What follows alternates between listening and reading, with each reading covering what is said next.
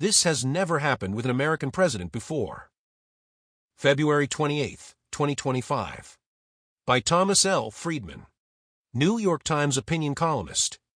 What happened in the Oval Office today, the obviously pre-planned ambush of Ukrainian President Volodymyr Zelensky by President Trump and Vice President J.D. Vance, was something that has never happened in the nearly 250-year history of this country. In a major war in Europe, our president clearly sided with the aggressor, the dictator, and the invader against the Democrat, the freedom fighter, and the invaded. You want an analogy? Imagine if when Israeli Prime Minister Benjamin Netanyahu came to the White House earlier this month, Trump and Vance told him that the war with Hamas had gone on too long. Too many lives had been lost, and it was costing America too much money, so it was time for Bibi and the Israeli people to do a deal with the Hamas aggressor.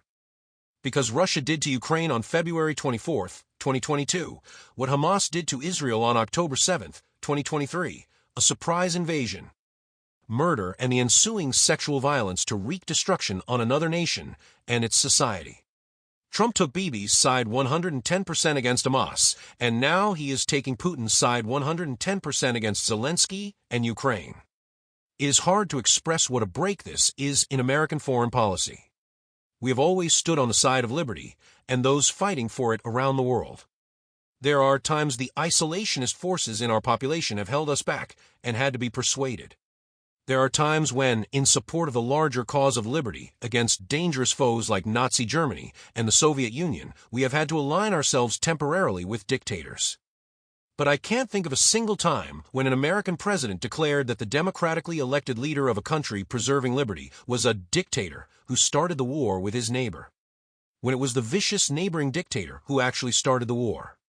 If you listen to Trump, everything we have done for Ukraine is pure altruism.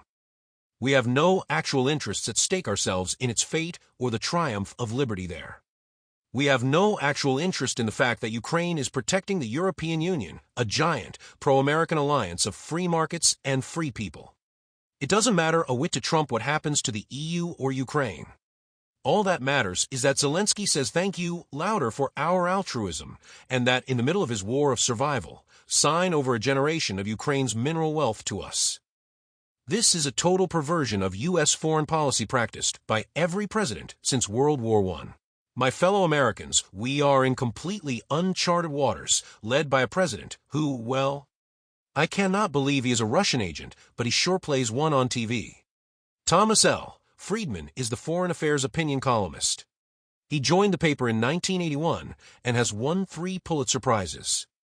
He is the author of 7 books, including From Beirut to Jerusalem, which won the National Book Award. At Tom Friedman Facebook.